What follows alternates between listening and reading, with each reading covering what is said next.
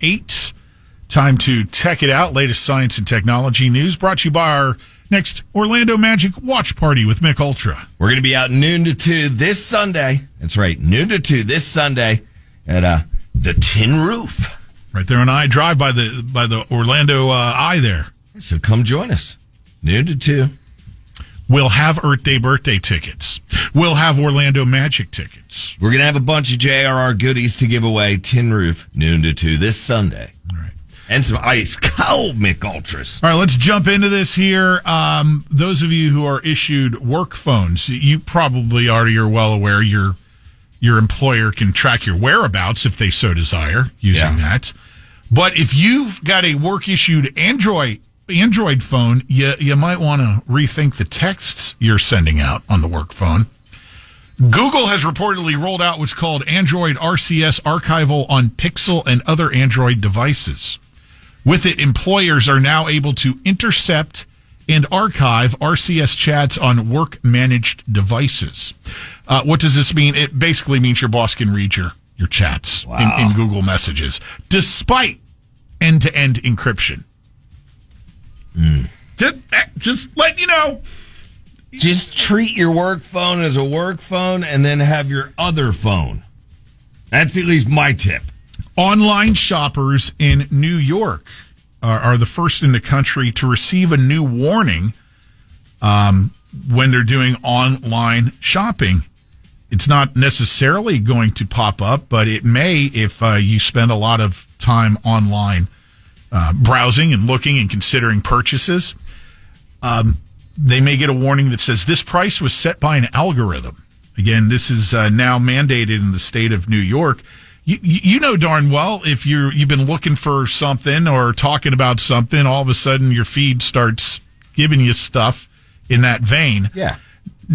Now you may see a price pop up to try to get you over the finish line at whatever item it was you were looking at, and it was set by an algorithm based on your browsing history. And they'll now tell you if you are receiving that, at least in New York. Will other states follow? I don't know. But if you've been searching items anyway, a particular item, well then you're going to know ballpark what the price should be.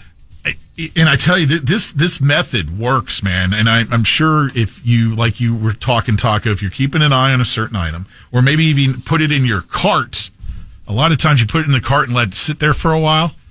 All of a sudden, you're offered, hey, come back and see what's in your cart and look at the price of it now. All of a sudden, it's dropped another $20. Yep.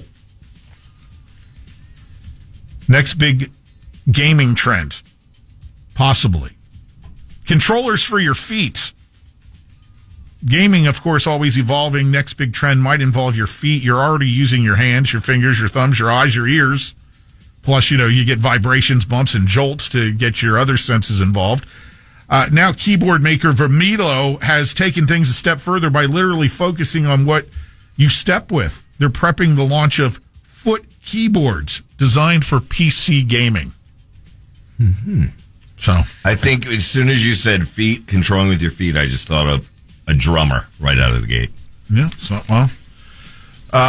they have models that feature 3 and 4 Cherry MX Black switches that are foot operated, and the devices are even designed with arch support for your comfort.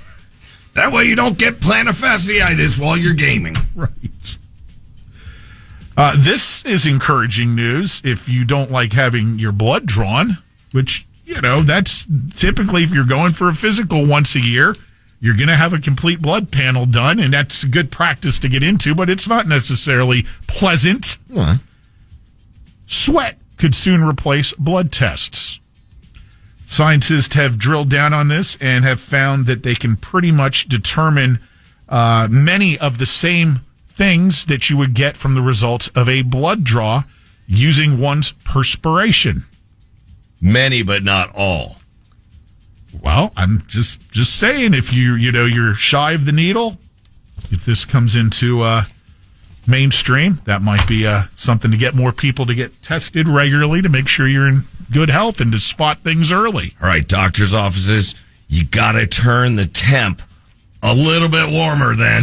You get some sweat off of them. You notice when you always walk in the doctor's office, it's freezing. That is true. That is true.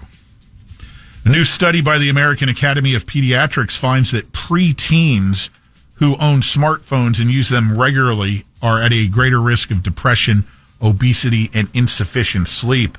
For those who receive smartphones as children or preteens, 31% were at greater odds than their peers to suffer from depression. They're also 40% more likely to struggle with obesity and 62% more likely to lack sleep than those who receive phones later on, as opposed to at a super early age. And a full 63% of us are now experiencing what's being referred to as digital burnout. Just the constant bombardment of emails, texts, phone calls, social posts, phone calls, all of the above. That's why you do what Pat Lynch did and do a what'd you call it? Digital detox. No, what'd you call that vacation in the mountains? My digital detox. There's another name you were calling it at the time. It's just like you're just unplugged. Yeah, you're unplugged. That was it. It was great. There was no service when we were up there in October, and I was like, this is incredibly therapeutic. What a great break. It was nice. So, don't be afraid to unplug for a while.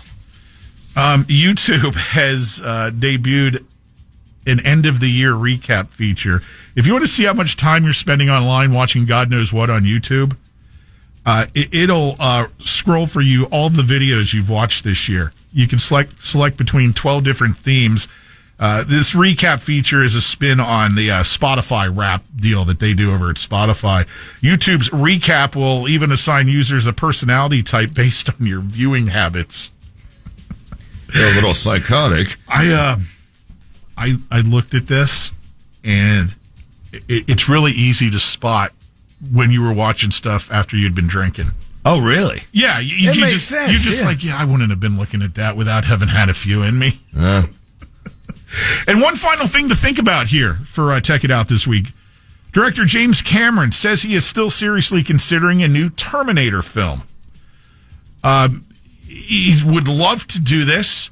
He says there is one thing, though, that is becoming quite the obstacle.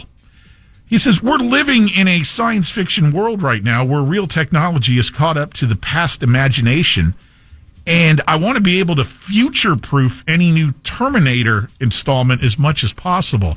So if you go back to those early Terminator movies, you're going, that's not too far off from actually well, a lot of that crap is kind of happening now, and that's what he's pointing out. He's like, so if he's going to come up with a new concept, he's going to have to think even deeper as to how much more down the rabbit hole we could go. And with all the AI stuff, my God, it's endless. Possibilities are indeed endless. So we'll see if there is a new Terminator movie, exactly what type of imagined future technology will be featured in that.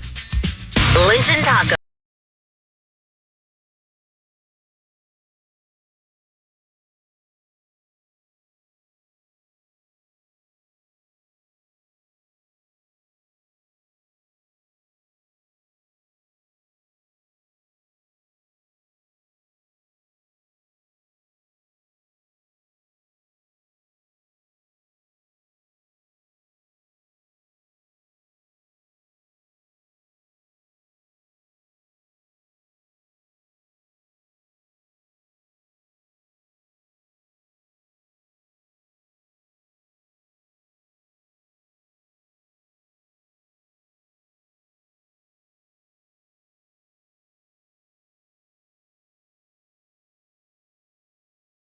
On demand, download the iHeartRadio app.